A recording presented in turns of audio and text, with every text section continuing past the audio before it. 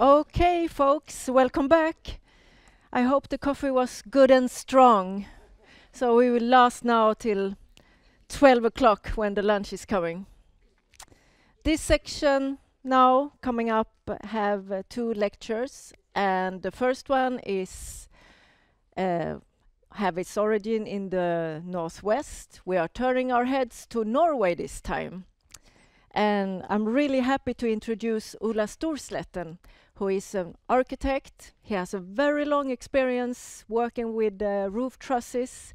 And I think one of my main dreams would be to spend some time up there with Norway and just looking calmly and sitting there and try that one. Yeah, it's real nice. Yeah, I will try that one.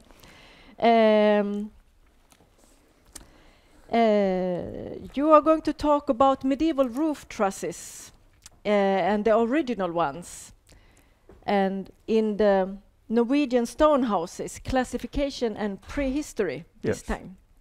You're very welcome up, Ola Storsletten.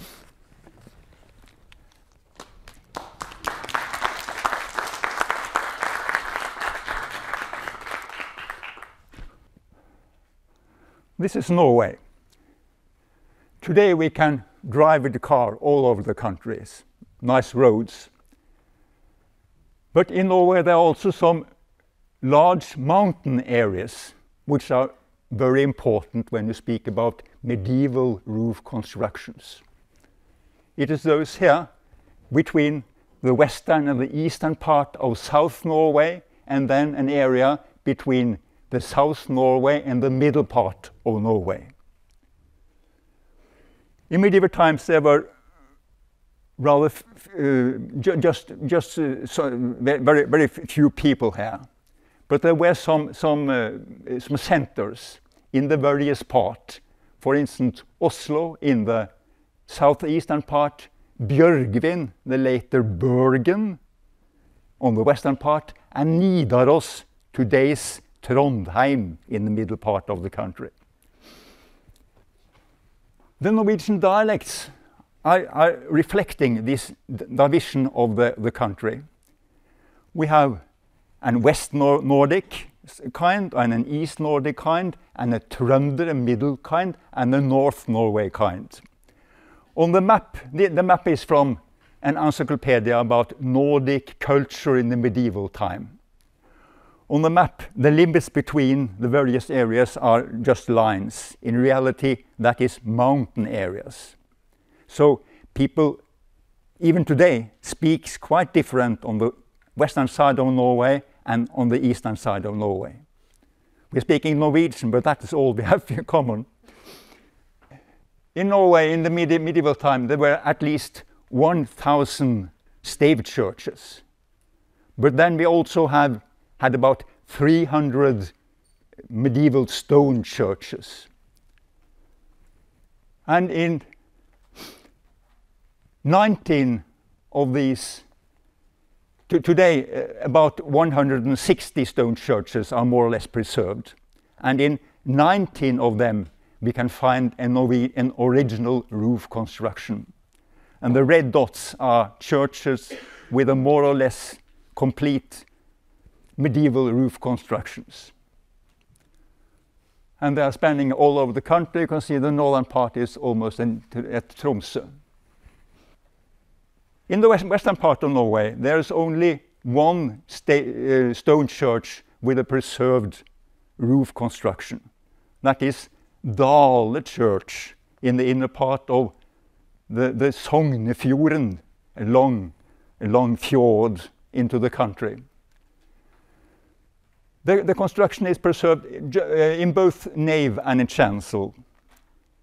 In the nave on the top, you have small potlogs down at the end, the lower end, there are small potlogs. And then you have rafters, scissor braces, and then, what is it, the belk on the top, what is that called? Collar beam. A collar beam, yes, and a collar beam. And in the nave, the boards were fixed directly to the rafters. In the chancel, there was a bit different roof constructions. The trusses had a time beam, they had rafters, they had what we called under rafters. And in the rafters, there were inserted small purlins which supported roof boards. So you had a double roofing at the chancel. You had standing boards and laying boards.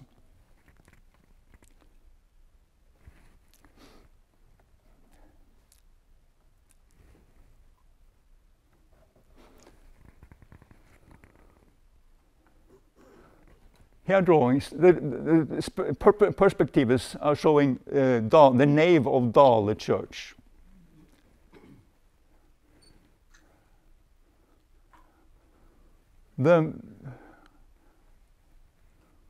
Most of the parts they are placed together as simple what do you call it? Logs, simple, not logs, but you are putting just two parts together and with a wooden peg. Lap joints, that's the word. The simple lap joints, except in the ridge, the top, there is a what is it called? It's called. Bridle, this one. It's that one. With pardon? No. Open mortise or bridle. Like No, they're fixed together like that, yeah. and to prevent them from twisting from each other.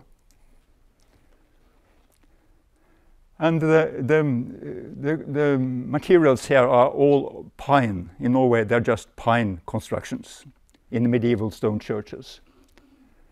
And we have dendrochronological datings in Dale Church. The materials in the nave were felled in the 1220, something like about that one. And here we have Bergen, and the yellow dots, they are medieval stone churches with a similar roof constructions as in Dale. And there, we are quite sure that the roof construction on the western part of Norway, there are similar constructions in England and found there, and the Norwegians are quite similar to those. And the drawing is made by Cecil Hewitt, an English carpenter, who has made some very nice drawings. Then, in the middle part of Norway, there are 6 stone churches where the original roof construction is preserved. One of them is Værnes Church. And the trusses here are a bit different. In both nave and chancel, there are putlogs on the down. There are putlogs and rafters and under rafters, and this one on the top here. Collar beams and collar beams. And mark the animal heads that are carved on the putlogs in the nave at the end of them. And in both nave and in the chancel, there are inserted small purlins that carry the double roofing with standing boards and laying boards.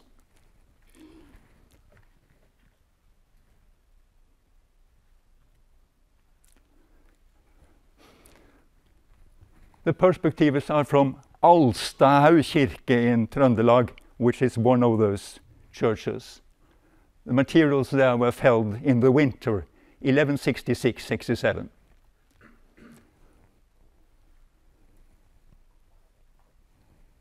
And again, the connection between the various parts in the trusses are more or less the same. There are lap joints, also in the ridge. And the lap joints are strengthened by wooden pegs.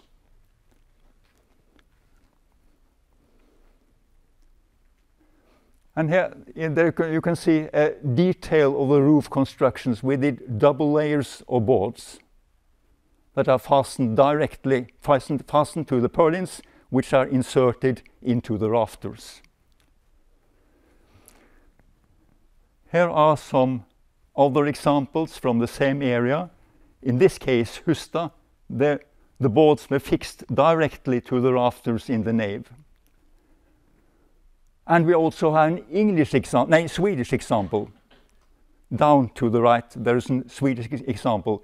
When we walk over the border, we can find similar roof constructions in Sweden, as in this Hackås kyrka, roof trusses in the chancel.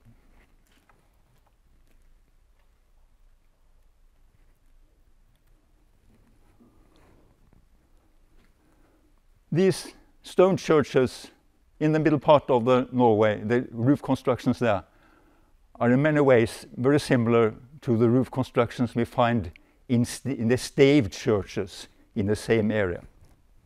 Here are preserved or known staved churches in the middle and northern part of South Norway. One example is Hedalen stavkirke, is up to the right, where the materials were felled 1160-61. And here is also a detail of the same double roof construction with the slender purlins that are inserted into the rafters and with the double layers upon them.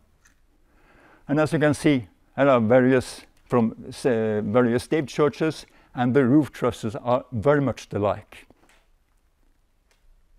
And we think that they sort of worked further on in the same tradition when they started to build stone churches in this part of the country as about 1100.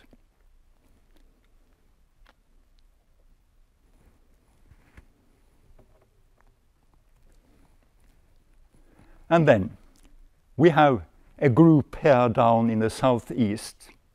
Here are 12 medieval stone churches where the original roof construction is more or less preserved.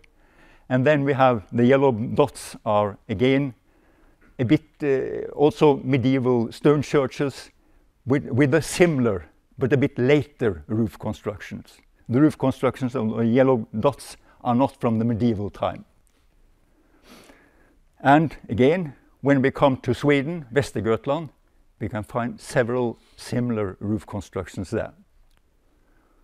The examples there are from Rygge kyrke, near Oslo, where the materials were felled in the winter 1170-71.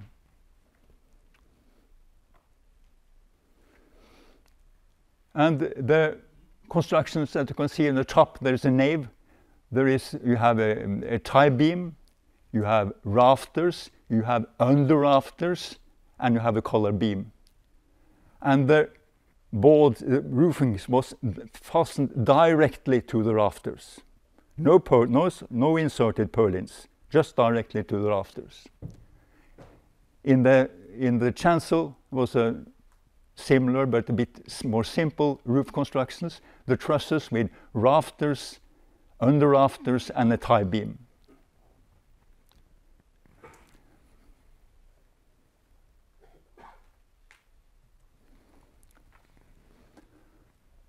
On the top there are details from Rygge stave church, the nave in Rygge stave church.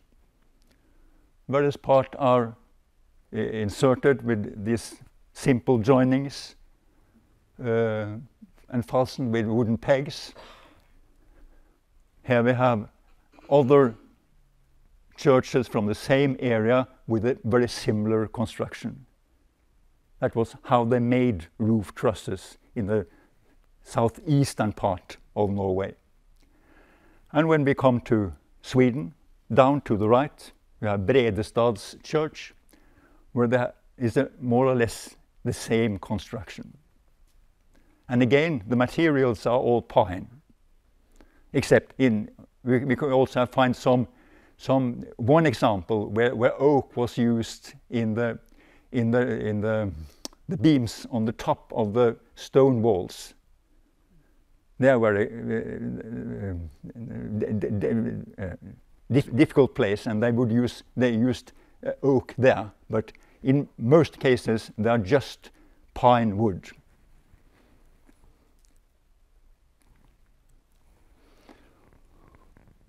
And again, they are possible to find more or less the same construction in the staved churches in the area, in the southern part of South Norway, southern western part.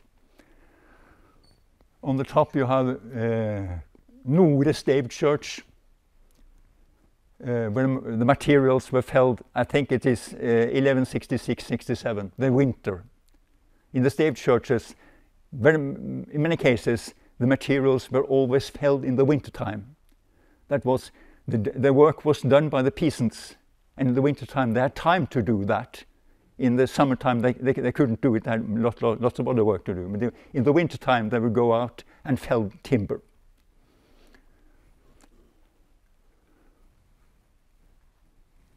We have Nore staved church up there. There's a more simple trusses, just rafters and a collar beam. But again, the parts are combined as lap joints, strengthened with wooden pegs.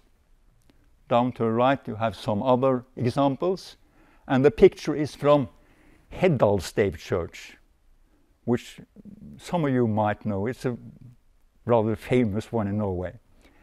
This picture is from before the very heavily restoration of Heddal staved church, about 1950.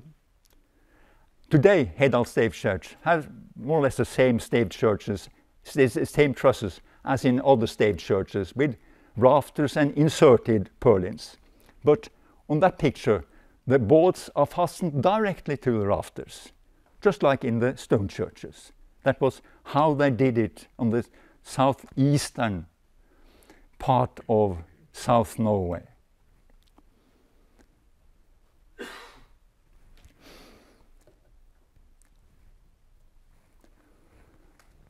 That was the Norwegian stone churches with an original roof construction. One thing about that, on the top there are one from the middle part of the country and one from the western part of South Norway. In both cases we have these rather curious double rafters. When you go to England, you can see the same rafters, double rafters, as in these examples on the down. The drawings are again from Mr. Hewitt, who has made them. And one wonders why was that used? Hewitt doesn't write that, but he's talking a bit about the transition in the invasion 1066. After that, he said the construction of the medieval houses were changed, and they made constructions where all parts were lifted above the ground. To the left, you can see these things put down into the earth. That would, of course, rotten. To the right, all parts are lifted above the ground. As in the staved churches, there also everything is lifted above, and in that way, some of them have lasted for almost 1,000 years, because all are lifted above the ground. When we make excavations in the churches in Norway, we often find traces after a former church on the area. And when there, the staves have been dug down into the ground. And they are just dug a little bit into the ground, not very deep. So if it was a big building, that would give rather bad static situation. So one can think that maybe the double rafters are a result of that construction with these poles that are dug into the ground and that are fastened together on the top with the double rafters, you would get more connection points. So it would be a more safe, static safe construction than otherwise. And then, of course, they are very easy to build that construction to the down to the right to an ordinary roof truss in a staved church with rafter, with a scissor brace, and with a collar beam. You can just lift it up, the little one. That was what I had thought to say. Thank you.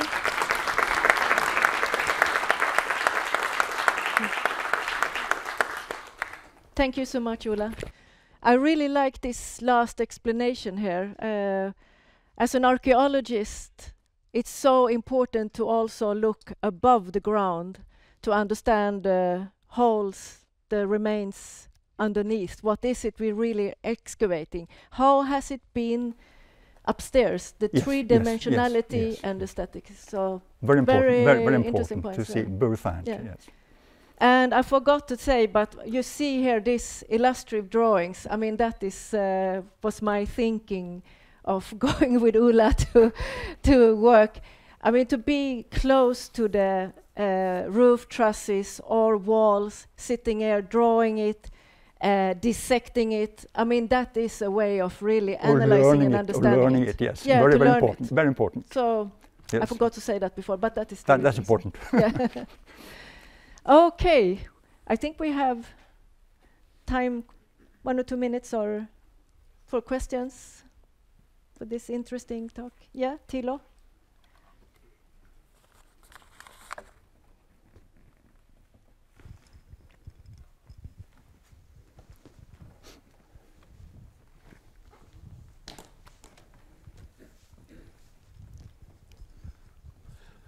Yeah.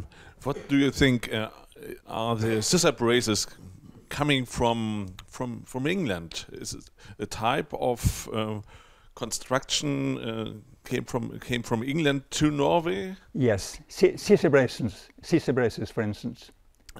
And when they date back to the 12th century, to the 11th century, the first in England, Pardon? the oldest. Pardon, what did you ask about? The scissor braces Yes, in England, how old are they? in England. Yes. I don't know how old the oldest scissor braces are there.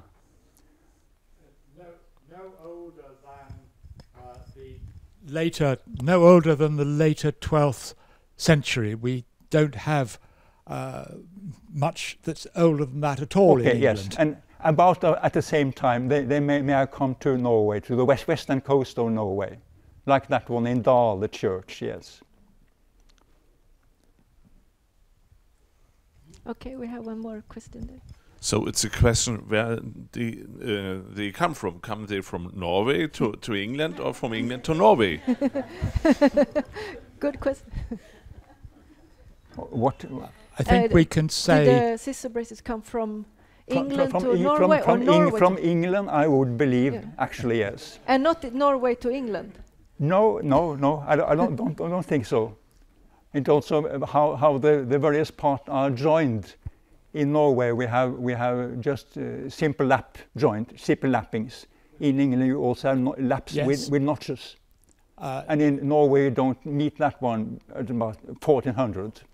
well, we get the development in England from the simple lap joints to those of the developed form. But of course, you can say if we see these scissor braces and parallel rafters in about 1150, what we don't know is what was before that, Yes. because we have no roofs from before that. No. So they could go back earlier, we can't say. Maybe Roman. We had one more question there, maybe a fast one. Thank you. When you see the Norwegian material compared to what we've seen all through these 2 days, Norway is a very different place, isn't it? And this discussion you opened, what is Gothic and what is Romanesque? In Værnes, we have a Romanesque stone church. We have a roof in the chancel dated 1141 with this Gothic. In Paris, this comes we learn 1150s, 60s Yeah. as a Gothic invention.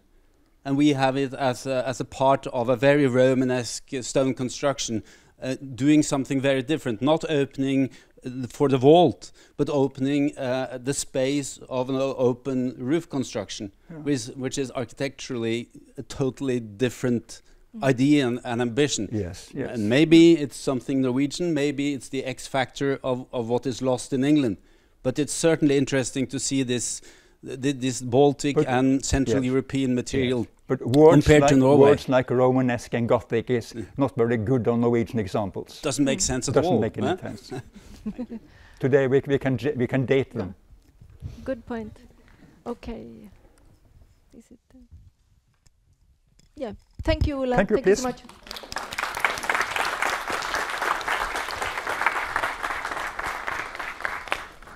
Okay, Robin Gulbrandsson, you are welcome on stage. You need no introduction and presentation.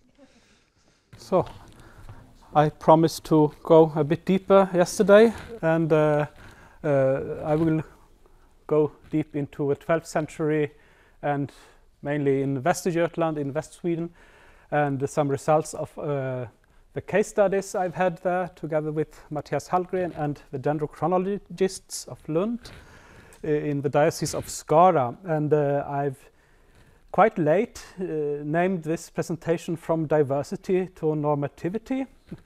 And actually I've reused some from Germany some month ago, but it's still a bit different.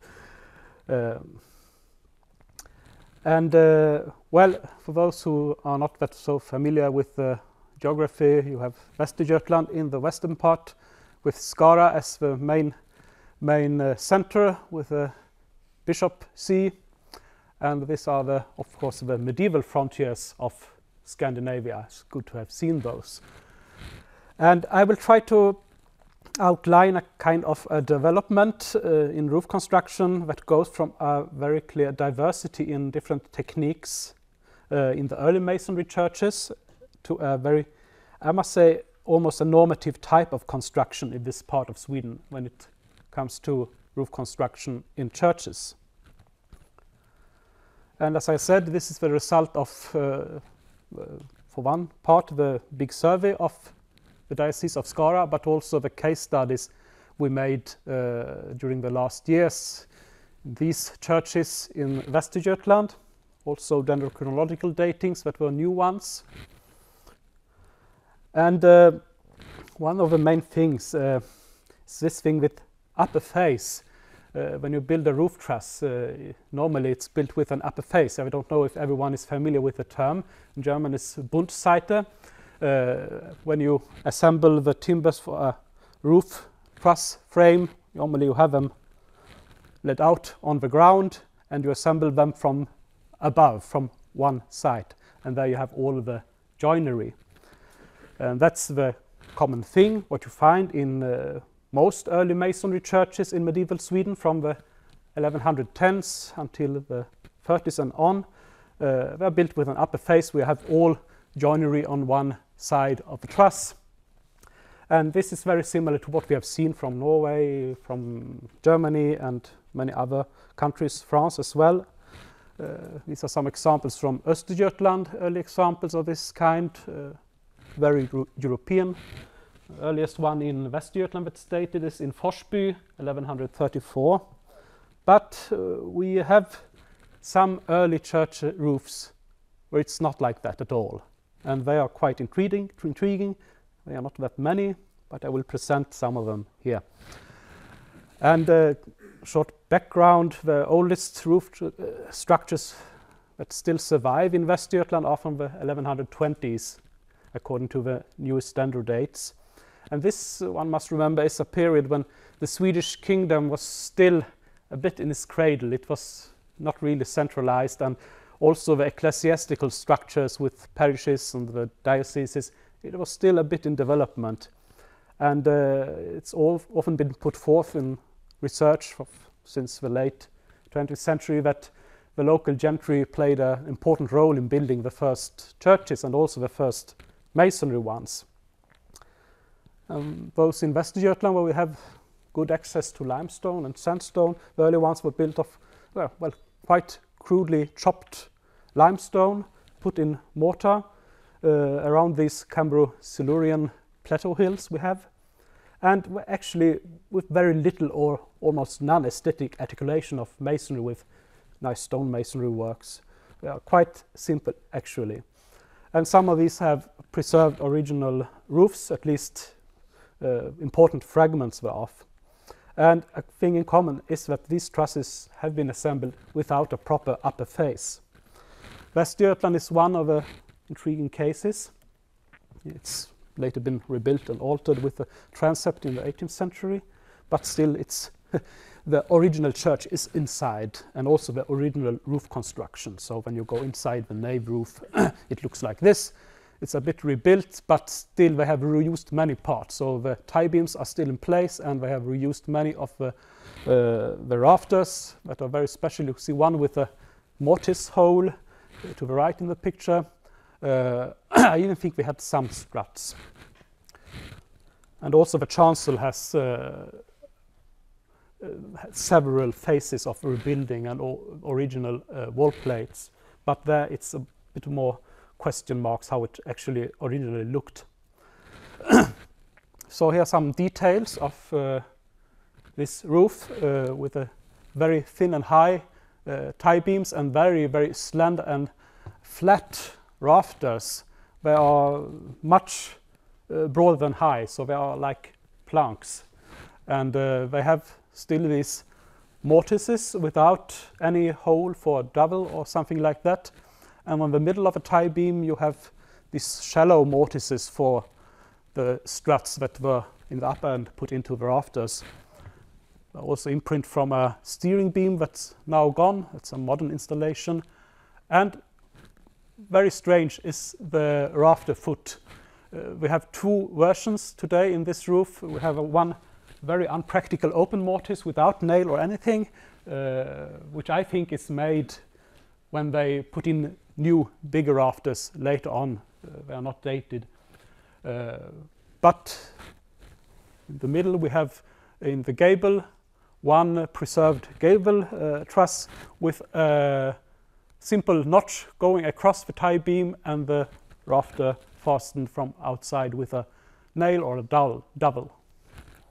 So not really an upper face in any of these trusses. They are not built like that. This is a reconstruction drawing to the left and a kind of isometric interpretation of how these trusses once looked, and this quite original type of rafter foot joinery. And everything very well worked. You can notice the tie beams with the mouldings below, and all the sides were planed, very flat. So it's a very nice piece of work, and very typical for the early ones that you have this high level of refined treatment of the surfaces. We go not far away from Västerplana to Götene, dated to 1125. Here we have more or less the same kind of roof truss. The dimensions are a bit larger. We don't have any working with a plane, but still we have the struts inserted into mortises without any dowels. In the ridge we have this joinery that Ola showed with it's bridled, so it doesn't twist. And we have also an interesting rafter foot where we have a double notch, but in effect the same principle as in Västerplana. And if you can see with these mortises for the struts in the tie beams and in the rafters just made, they have drilled two holes and cut out the wood in between. And here we see the sprätthuggning as well, the typical Scandinavian hewing technique. What's very strange is that the first, or maybe the last truss in the nave roof, they started making a hole for a mortise for the struts, but changed their minds and made lap joints instead. Was it the first one or probably the last one? But why did they change their minds? it's still a mystery. I think this is a roof we will return to and make new investigations. Curious of me, I went to Östergötland and wanted to see Hageby Höga Church. And, well, luckily, in the chancel roof, I found the exact version as in Westerplaner, with these very thin, flat rafters put into such a notch and just nailed from the outside. But here they are actually lap jointed to the rafters and stand in mortises on the tie beams. And of course this indicates a very light roofing, because it couldn't take much pressure. And of course this indicates a different line of assembly of the timbers when it was erected. So more or less piece by piece. Of course you have to put rafter and strut in place simultaneously, more or less, and on one side, and then you can do it on the other side. This indicates that they have thought in other lines of assembly and building, and maybe this was colored by domestic building techniques in profane architecture, applied to this modern European tie beam roof that was obviously important as aesthetic part as well of the church interior. It's interesting going to Norway. I made such a nice journey. I didn't have so much time, so I couldn't sit down much long to draw, but I made some nice photos. And interestingly enough, some of these stave church roofs as well, you can't say that these trusses are assembled with upper faces, because, well, the rafters, they just stand in a notch on the wall plate or stavleien, a bit similar to Westerplaner and Götene. And of course, to keep them in place, you have to use these root knees, otherwise they would tip. And we have this strange undersparrar, under rafters, or if we should name them scissor beams, maybe not. They are not lap jointed, they are just doubled to the underside of the rafter. But in the top they are lap jointed from, the southern one lap jointed from west, the other one from east. So also a different kind of assembly. And here, of course, we have also these purlins, we have these wind braces that normally just come with Gothic architecture in Swedish roofs and on the continent.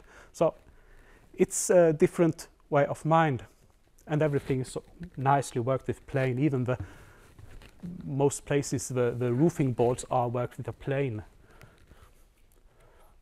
So it's obviously, one has thought very much about the interior impression, even if it was obscure.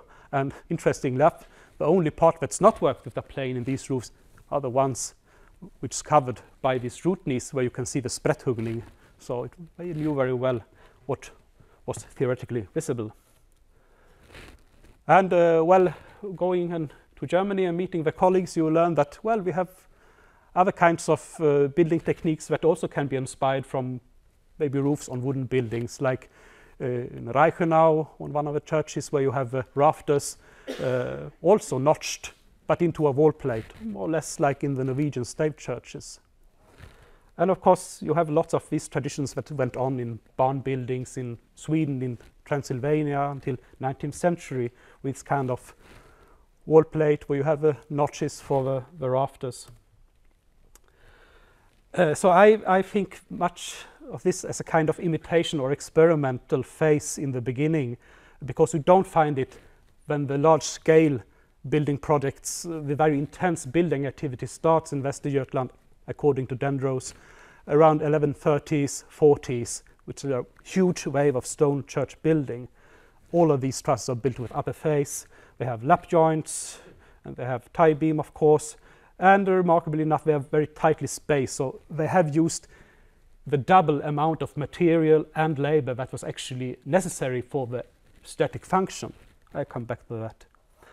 And I guess one could safely think that there existed specialized teams of carpenters, more or less solely working for prestigious projects as church building, because the amount of projects was so large.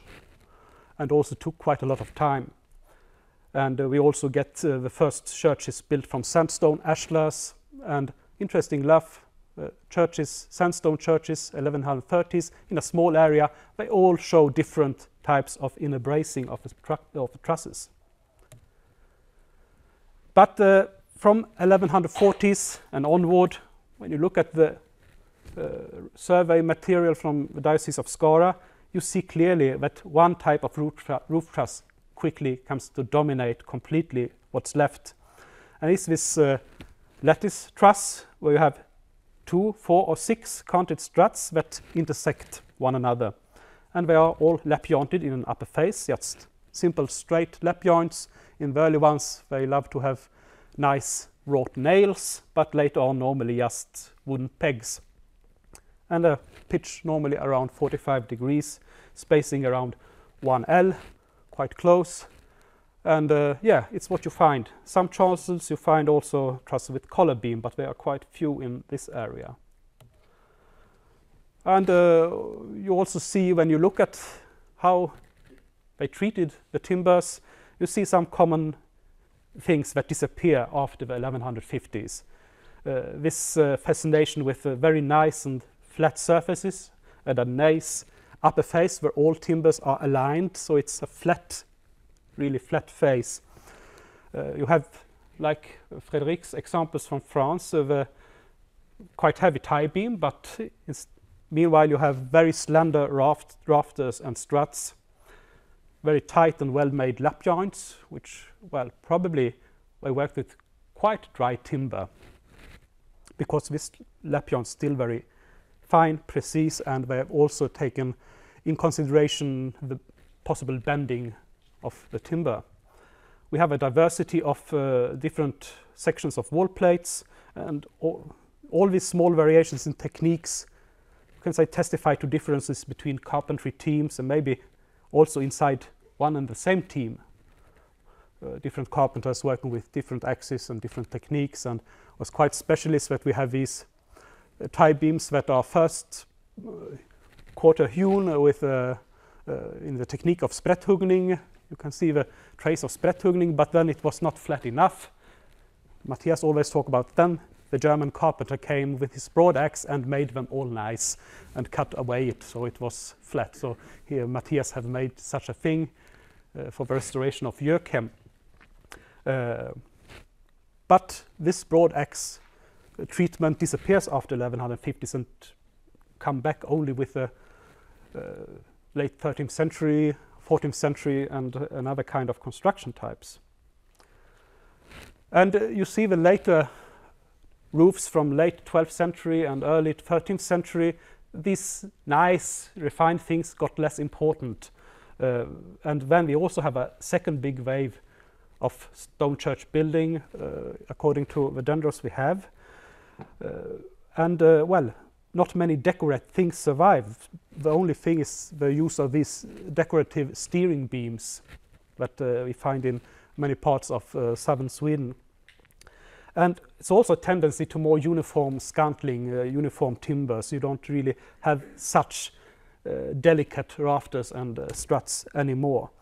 And it's a tendency to use more and more full timbers also for struts and rafters, not that much cleaved timbers anymore.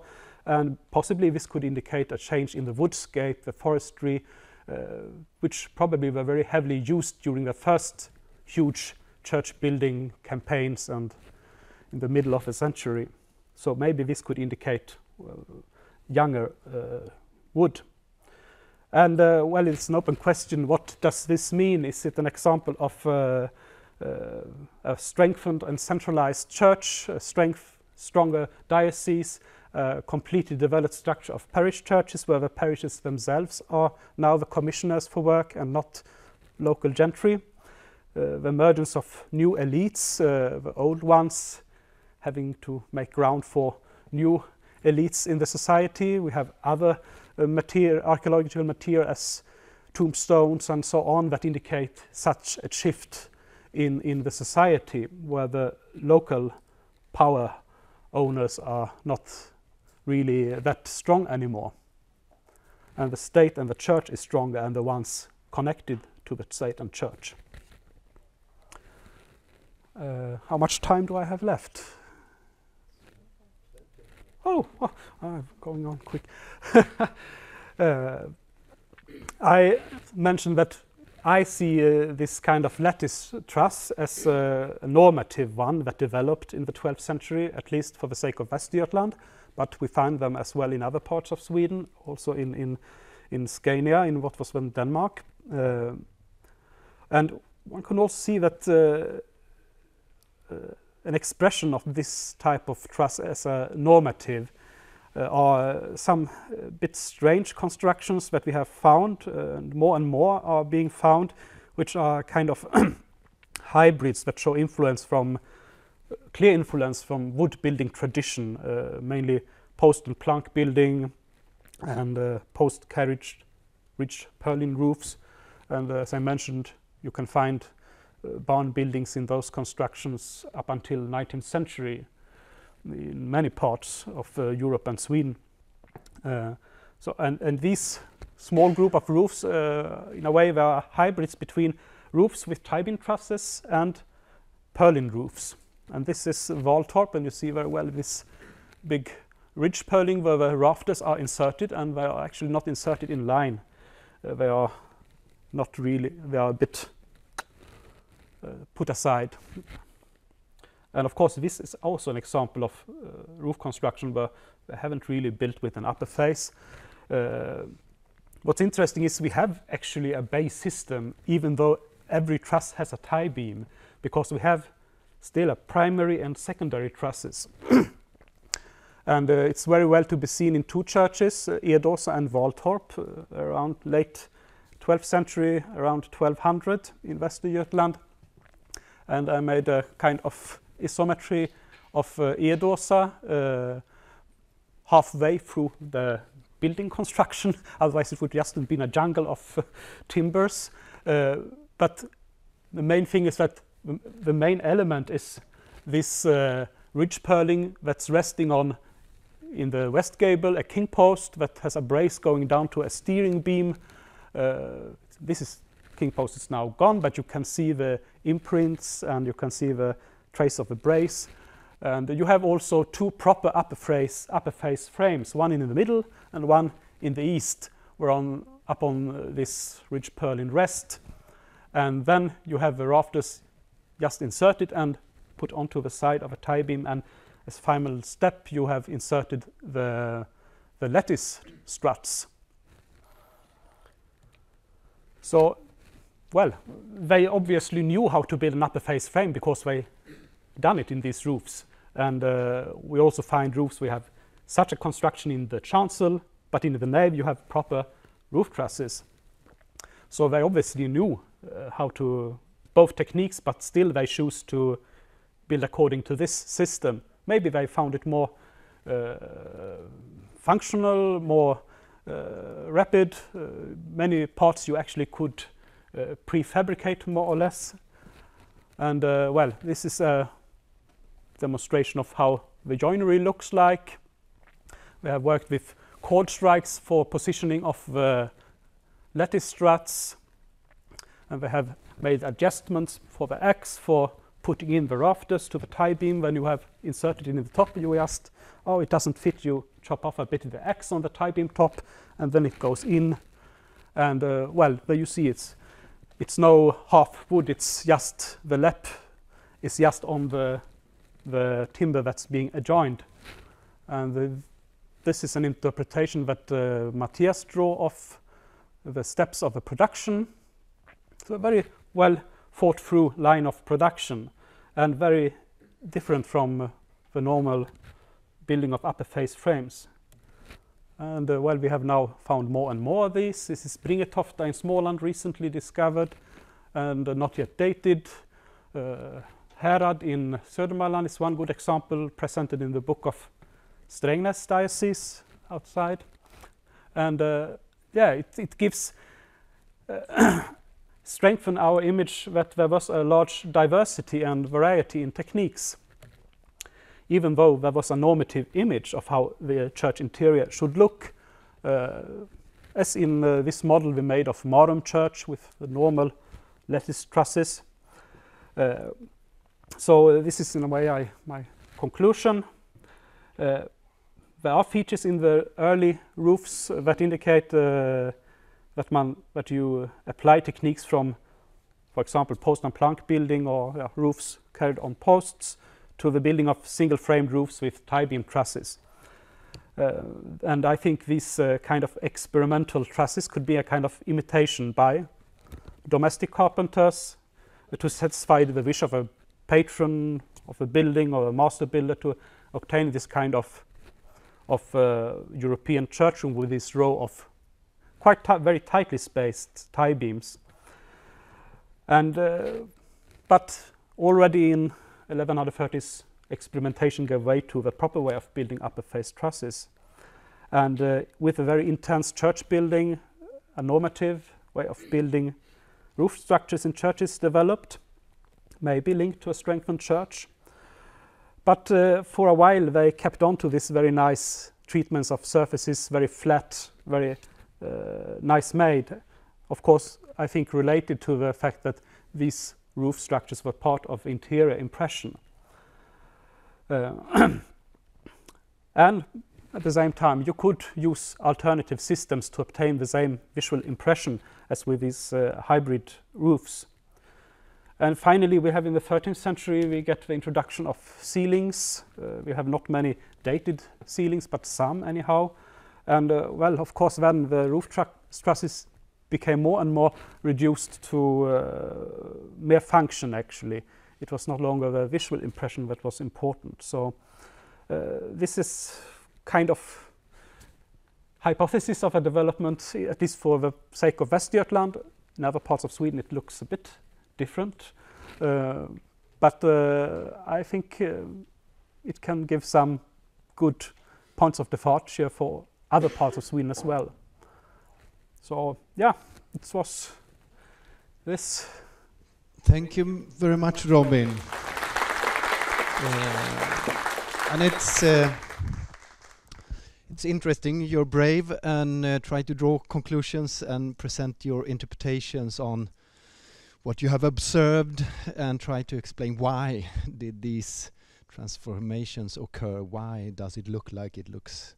So I guess we have questions here, but I have one small question, because in the reconstruction of the work process together with Mattias Hallgren here, you depicted a church without masonry gables.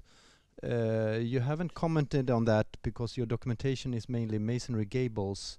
Yeah. But we have found more and more traces that indicate that, in this case it was obvious that there had been a wooden gable, at least in the west from the beginning.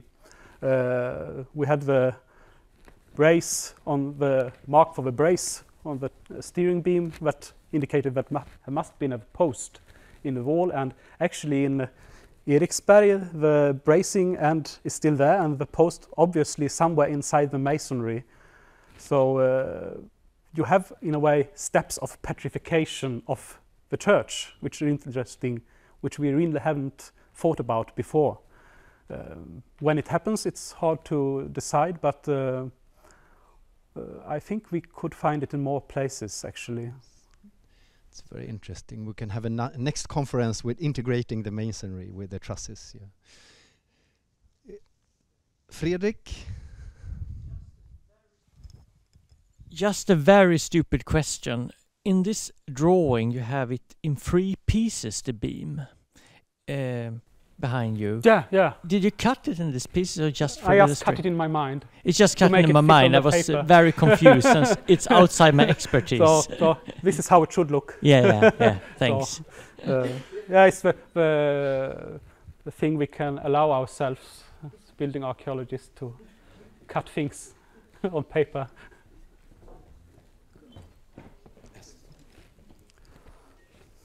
Hello. Could you say a bit more about the erection of the trusses? Yes, about these or the common ones, the general ones. I think more and more, and I've discussed with. Yeah, I have no drawing of it here, but I think with our observations in many churches that they weren't mounted as a whole, because in, for example, Joachim, you could see that the tie beams were really put there as a first step, and of course you got a good working platform for putting up the rafters. Maybe the rafters they could join and raise as a whole, but as the last step you put in the lattice, the struts. So I think it's for the case of our churches, mainly it was a process in several steps. Of course, you made the assembly of the roof truss on the ground, but the actual erection must have taken place in at least 2 or 3 steps, not raising the whole truss up. From the western part of South Norway, we have a tradition about using long poles. Yes, yes. Pushing the construction up. Yeah. And just for roof trusses, that would be very nice, I think. Yeah. Have the same. We have, of course, traces of poles mounted in the gables. Yes. Joachim has such a pole. And of course they needed to. Matthias, you? Traces from this, when you, like the right, some are preserved and cut off and still hang there. Okay. Oh yes. So, yeah. But I think we can't say that they didn't tie beam and all as a whole, because it would have been very. So I think, yeah, and then of course it would have been easy to connect the rafters and push them up, and then you could insert the struts. We have a last question here from Anders Andrén. I was thinking about your experimental phase. Yeah. That is very similar to the early stone architecture. And there have been discussions in Östergötland as well as in Denmark that the early churches are very different because you probably have different aristocratic networks inviting foreign stonemasons, for instance, from very different parts of Europe, yes. And that's why the churches are the early churches are so different. Yeah. Could it be the same with the carpenters? I think so, because you have a very strong gentry or aristocracy also in Västergötland at the time, and of course they had very different networks. And I think it's also an example there of that the first sandstone churches around Kinnekulle, a small area, and they're all built in the 1130s, but each church has a different kind of roof truss, different bracing, and so there must have been different influences. And you also see differences, of course, in the stonemasonry, and yes, so in a small area you could see influences coming from very different regions and parts. So I think it must apply also to the roof structure, because it wasn't like that the masons made their work and then the carpenters came and made their work. Of course, it was more or less intertwined, and many things must have been decided early on when they made the plan of a church. We know we must have such and such many trusses. It should be such a pitch, because you had to provide the timber. So, thank you. We will have a final panel here, but a very last question. You had one, yes. Talking about the assembly of these roofs, you start at one end. This is not your ones with a long ridge, but just with faces, and then you get to the other end.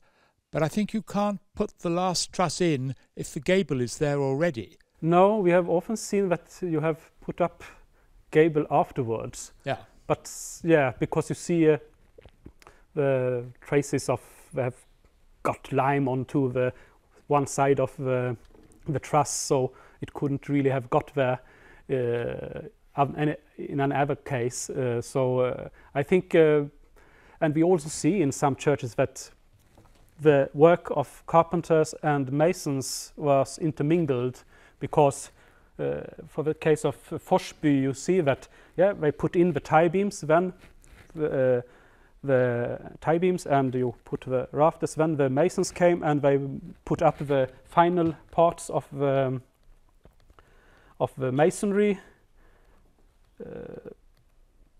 yeah, up until that part, and they made the they made masonry up until here, and then they put into the tie beams, and the tie beams could be embedded in the masonry, and you have clear indication on the gables that it was raised in 2 phases. So of course that made it more easy to lift up the rafters if the gable was not fully made. So, and sometime I think the gable in its entirety was made only after the erection of the roof structure.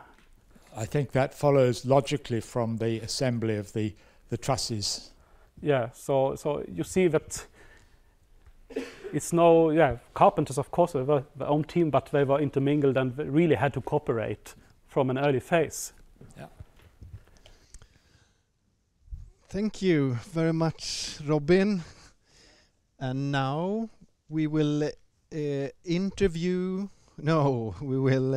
invite 3 guests to join our panel. And we have Carl Thelin, engineer, who also have worked a lot with trusses, professor in engineering from Linné University, and also senior advisor at Tyréns. Welcome. And we have Carl Gunnar Olsson, also professor in architecture and engineering from Chalmers in Gothenburg, nice city. Rains a lot, but and we have also Leif Anker from Norway, from Riksantikvaren, and you are a senior advisor and a scholar, an expert in stave churches. So, welcome.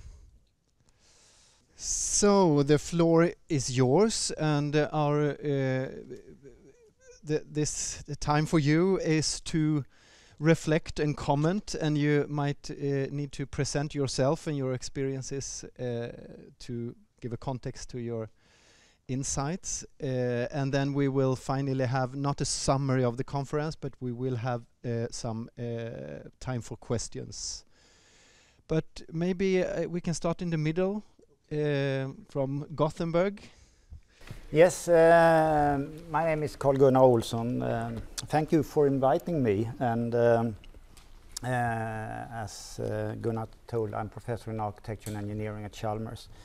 I'm an engineer with background in structural mechanics and mechanics of materials, but I've for some 20 years been working at the Department of Architecture, and our research is learning from nature and learning from history and taking that into the questions of how we build sustainability for the future.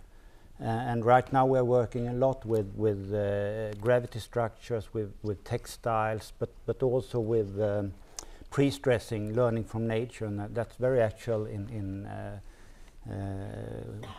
understanding wood structures. And I haven't heard anything about it in this conference, or maybe I missed someone said something, but I think that was also an important part to understanding both the internal pre-stressing in wood when we cut it all the way to how we use pre-stressing in structures. Yeah, that's my background, and that's my point of departure when reflecting upon what's said here. But I stop there for a moment. Okay, Carl Thelin is my name, and as Gunnar said, I am part-time professor at Linnaeus University in building technology there, and also work as a consultant engineer.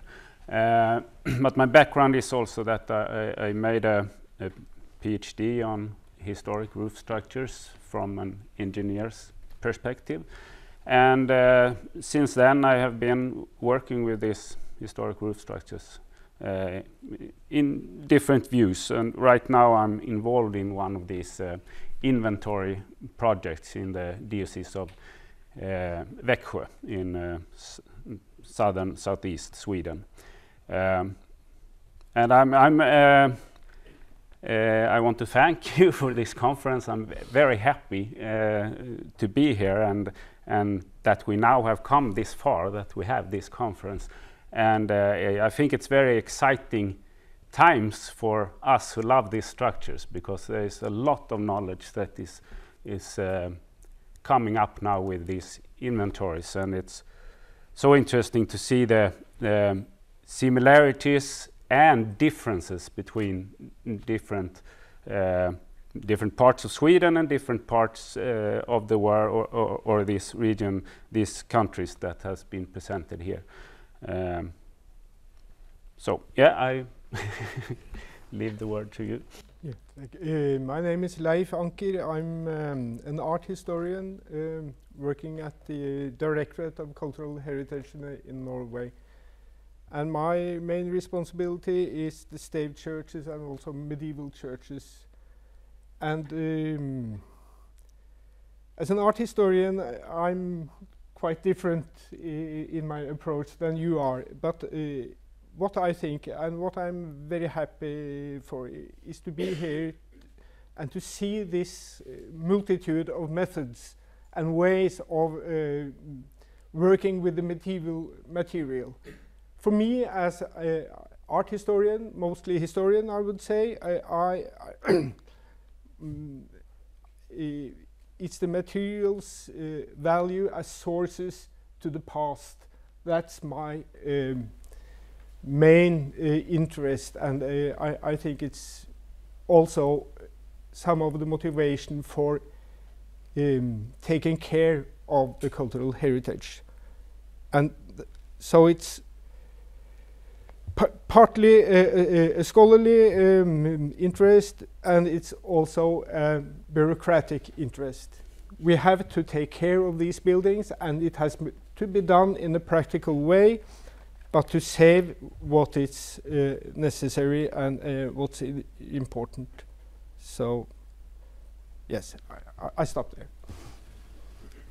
Yes, so what are your reflections on these days? If I take the first chance here to say something, I will start with actually what you ended up with this material heritage as sources to the past, but also connected to what Gunhild started this morning with, our common interest in conservation.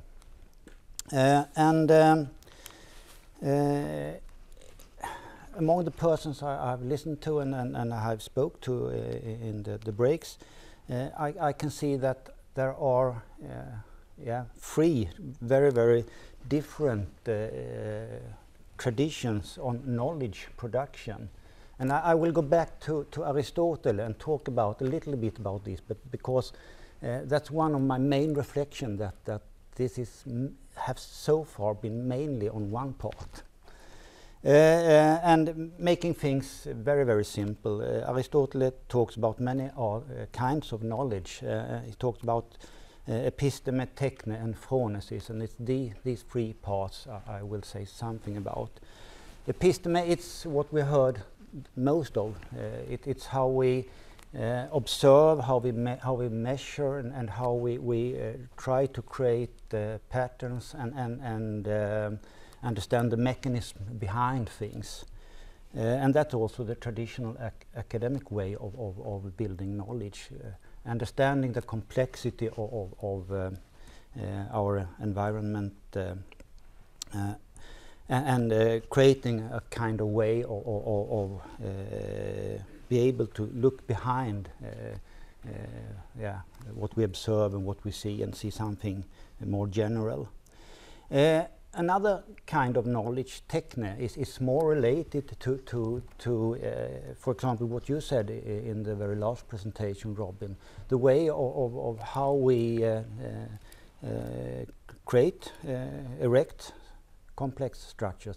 Something that starts from how we cut the trees, how we cut the wood, and how we work with them, and then how we build, how we erect our structures. And that's something that is not written that much about. We don't know that much about it, but I think it's a very important kind of complex knowledge in the field we are working with. And maybe that's something that we should bring forward more and try to create a kind of scientific framework for. And I know that you are working very much with this in Sweden, in Gothenburg, the conservation department there, and in also especially in Mariestad. And the third question is more related to where I'm now. It's phronesis, the how we take wise design decisions, and that's very much related to the question of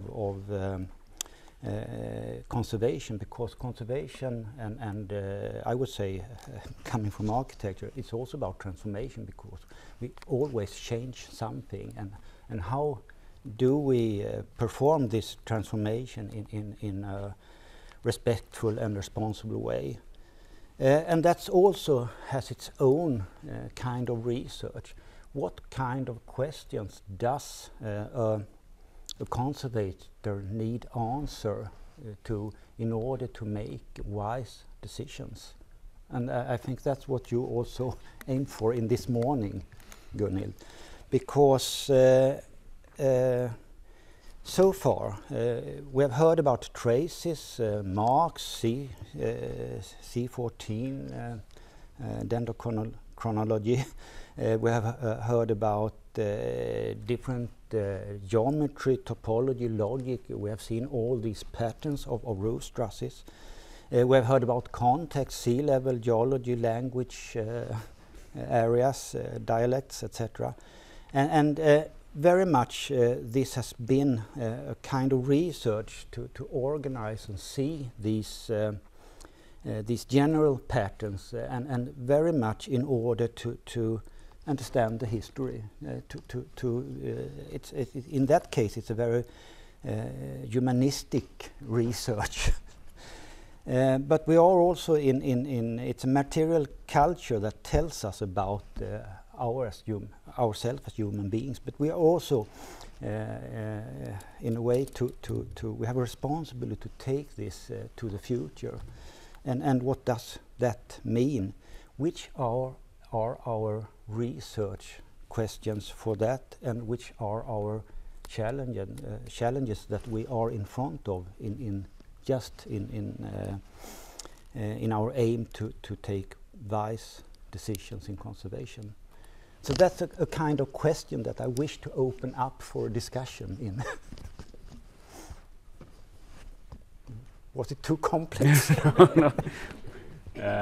I can have a comment and also on that, and also about some of the lectures that have been,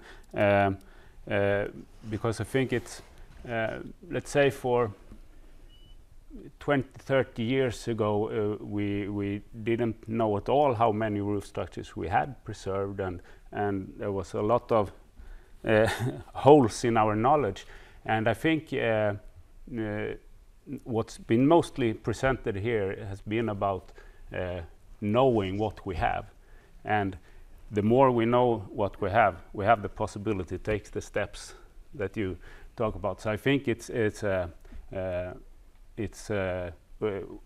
we are building a base to possible new researches, and I think Robin showed in his last presentation the possibility when you start to fill more and more gaps, you get the possibility to see new patterns and see how things connect. And I think you showed it's a lot of hypotheses in this stage, but the more we collect, the more possibilities there are to use this material for different types of studies. I think it was very intriguing with the dendrochronological big data service that showed interesting connections and between the crisis and the building rate. And I think we can see more from that kind of connections. We believe that the sprätthuggning technique disappeared more or less in the big Black Death plague. So it's not just the building, the rate of building, but also the technique of buildings that change during this crisis. So that I think was a very interesting information from this big data. Yeah, this was my comment now. From a Norwegian point of view, it's the wood. It's wood because wood is what we have from the Middle Ages, wooden buildings. That's our contribution to the European architectural history. And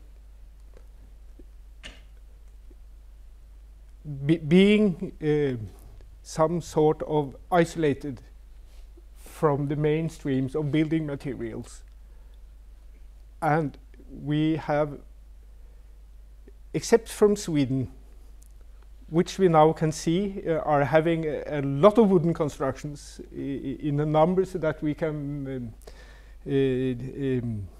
just admire.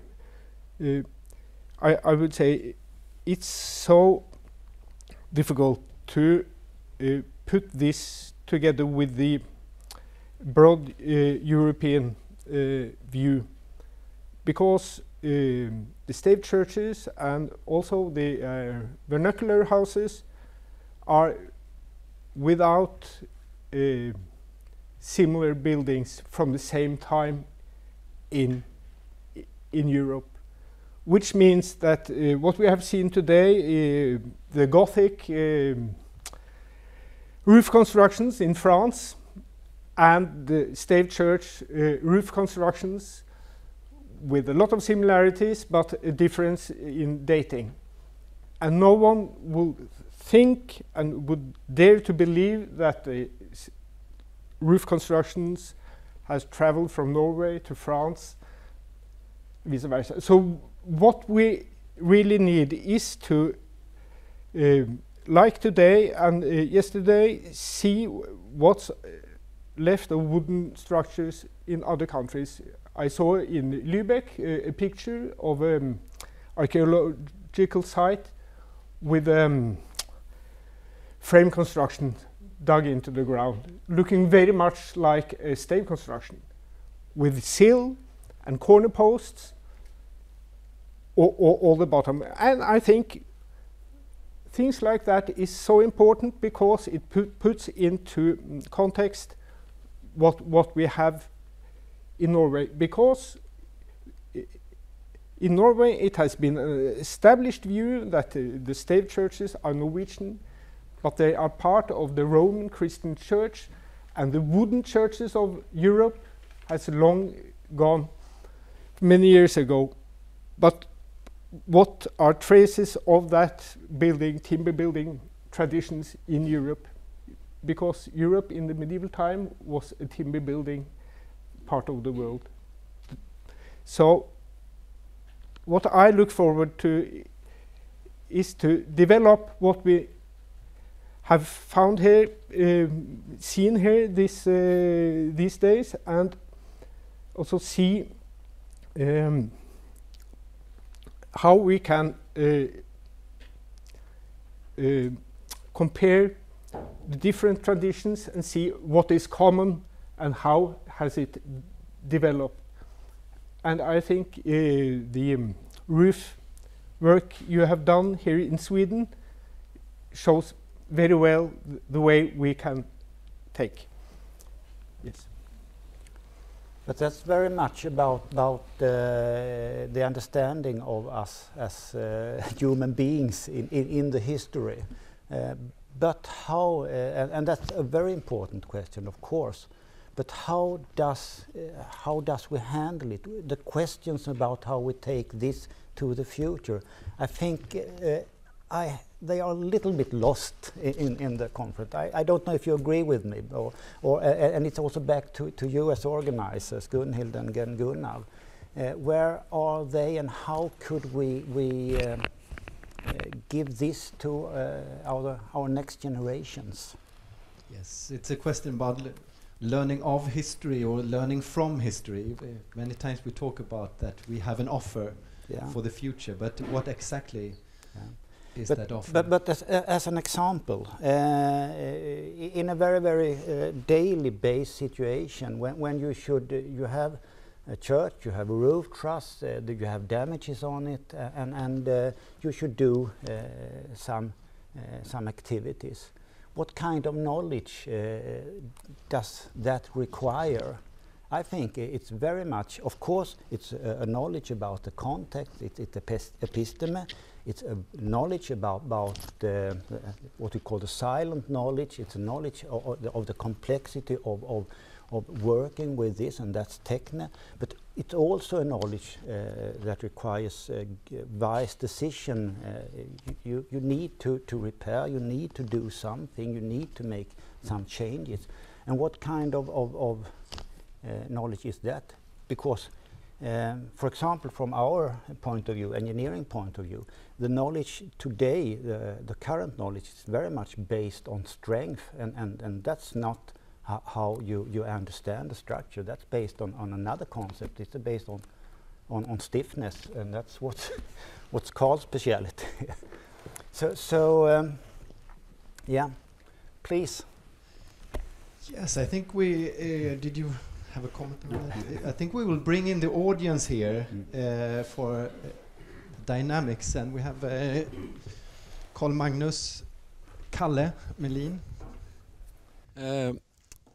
I think it's getting very much better in Sweden today, and in many cases craft researchers as I and Matthias get involved in the discussion with engineers as Carl, for example, and the local government sometimes calls me and say, now there's this going on in this church in the diocese, could you check it up and get involved? So, but this conference I thought was more about the historic thing, so that's one of the reasons that I, for one sake, didn't talk about that. A comment here from Pano, or yes. So thank you very much, and I was delighted to hear your a threefold division of knowledge here as well, because I really agree about this. And in fact, because presenting the finished material here today, that what we have, but actually we also have quite many of these more general level questions in this project. And I would like to mention as well heritage studies, which is very important field as well when you think about these structures, that how this is connected to this kind of new critical heritage studies. The structures, mentioning also medieval history or historical archaeology, that how we can, for example, map the constructors behind the structures by using some medieval archives preserved in the Baltic shores, for example, in Tallinn and Gdansk and so on. So these, I think, these angles, they are already done in very many directions within this audience here, and that's a very good thing, so that we are already in the situation that we start to know what we have, and now we can move forward as well in the research. I also want to say something according to I like this, that learning from nature, and so I think it's more relevant than ever to bring in those issues, and I see a lot of you all doing that. It's very encouraging, and it's eye-opener, really, also for a building archaeologist. And so I was thinking about the term ecosophy, and the wiseness of knowing about materials. And I think that is an aspect that we maybe are touching upon a little bit, but we can learn so much more about the economy, about the materials, the choosing of materials and so on, and the respect for the materials that we in many ways in the modern building really have lost. And I think that can be a thing to bring in and in this analysis. And I think if we're looking for the future generations being engaged in these attics, in churches and so on, I think that that could be something that could spark them to go into these kind of studies. It's a very spontaneous comment, but I feel there can be something there with ecology and so on to bring in this time of energy crisis, and the attics are still in danger, really, not the least with these heating problems. Are they going to be heated or cold stalled? What happens to the material, not only in the attics, but what happens with the paintings on the first floors if you stop to heat and so on. So it's like ecological system inside in the church that we might be affecting more than we know right now, with these things that we cannot really do something about with the political and economical situation we are in. Okay, we have a presentation from Matthias Halding, who we have seen on some images here. Yeah, exactly. Yeah, been part of many projects, and as Panu said, that now we have presented on this conference what we have.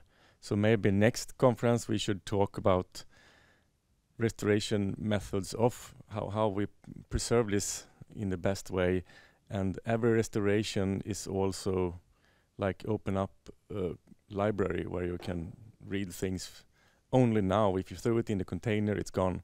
So really, how can we use restoration as knowledge to open up the box? And as you said, you can also, we have tried in many restoration projects that we include the local public and also television and radio, and coming to people are very, very interested if you're doing a restoration, and they want to come up and have public showing and so. Well, I must agree. Every restoration should be a school and research laboratory. Yes. Yes, I warmly agree on that, of course.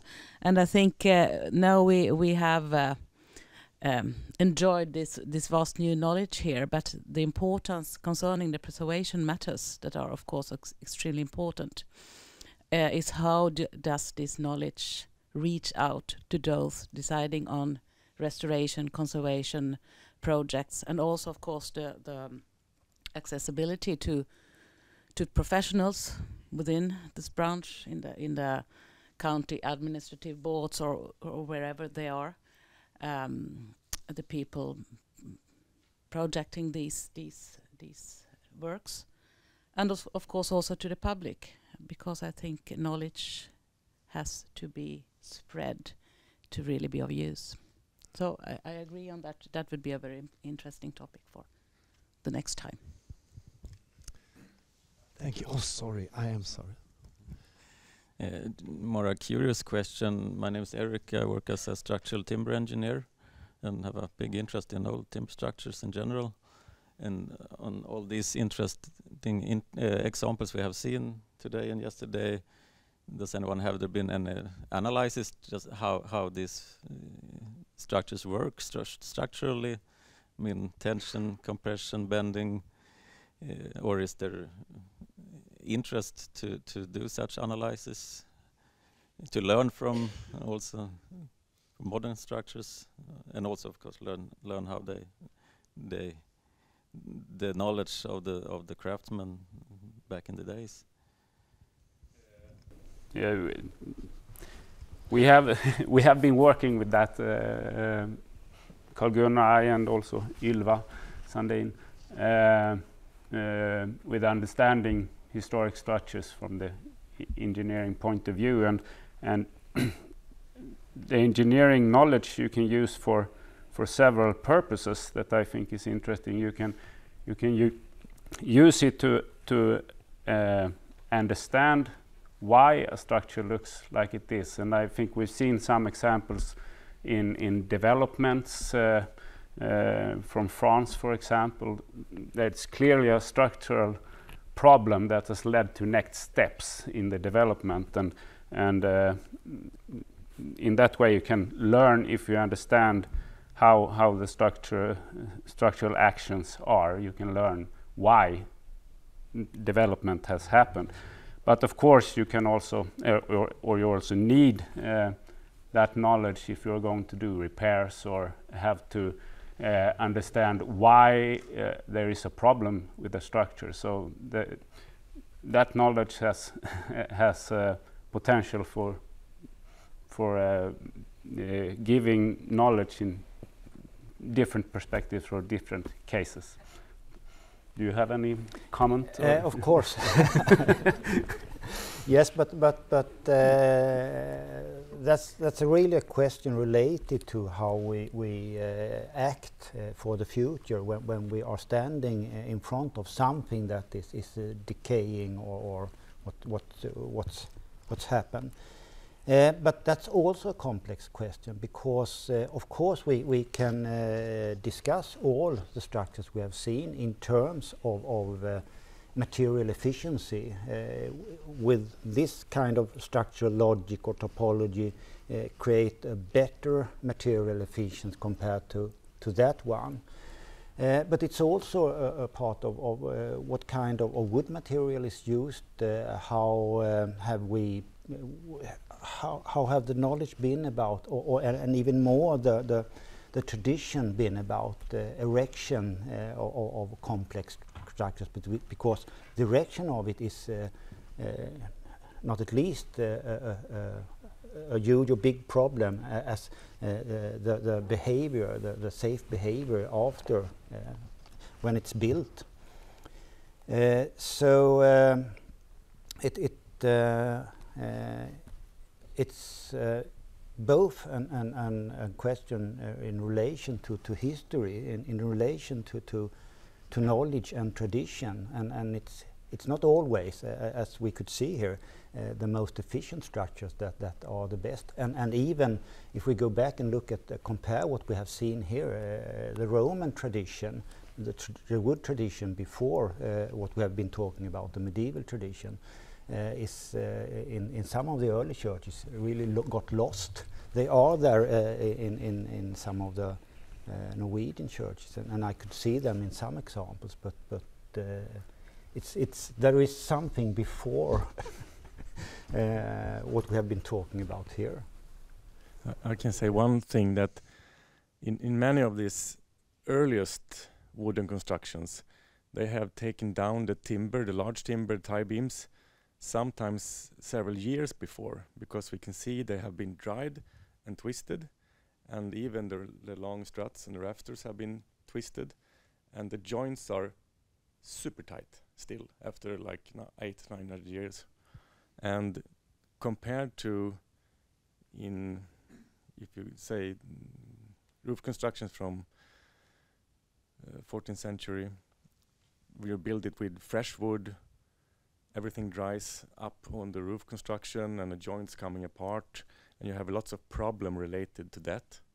So that's typically something that we can learn from using dry wood in this type of constructions. Should I point out two main things here that is related to your question? It's the common understanding by most of the engineers, the practicing engineers, that structures is about strength, because that's how rules and regulation are built up. But this is a kind of local thing. You talk about strength in a certain position, but there is another more important physical property, stiffness, that tells about how how everything is connected together, give an efficient or a working structure. And that's something that very few engineers, except Carl and Ylva and some others, are aware about. But I think that's very important in order to, Per is also fostering that tradition, in order to read and understand and create wise decision. Another perspective on that is the three-dimensional behavior, because we have almost seen two-dimensional structures. You gave us some three-dimensional and a few others, but we used to explain them from a kind of two-dimensional perspective, but there are also a lot of three-dimensional things and mechanisms happen in these structures. And in order to understand them, it can help us to better do better and decisions in a restoration situation. Okay, thank you very much. Now it's 12 o'clock and the conference is not finished yet, because we will go, not at least some of us, to a trip. That's right. We have lunch first until 1 o'clock. Yes, and have you got some answer to your call for next step? I think it's still a little bit diffuse. Maybe it has to be digested a little bit among yourselves. But I think the question should be open, and it would be really lovely to get some feedbacks, ideas about future conferences. Maybe there could be some kind of a bigger mail sendings or so. So we are all incorporated in some kind of a networking, no matter what we are really dealing with. Can be one start, but just give us a hint about future conferences and so on. And I don't know if the committee could be like an assembly of these ideas and send it out to all the participants in the future or so. Yes, maybe we can, as we're 3 parts in the committee, the Church of Sweden and the National Heritage Board, of course. So, and the very long name. The very long name. The Royal Academy. Yeah. But we're continuing to meet about 4 times per year and discussing different topics that we want to promote. And we said that this is the first conference, and now we're having more. So we would like suggestions of different smaller topics or broader topics. And I think this conference here showed in a very beautiful way how to incorporate bigger issues, smaller issues, the macro, micro perspective, talking about individuals, talking about bigger groups and so, and everything seems so relevant for everybody of us. So it's good starting. So thank you everybody, the panel, the speaker, the organizer, and applaud to all of you. Yeah, applaud.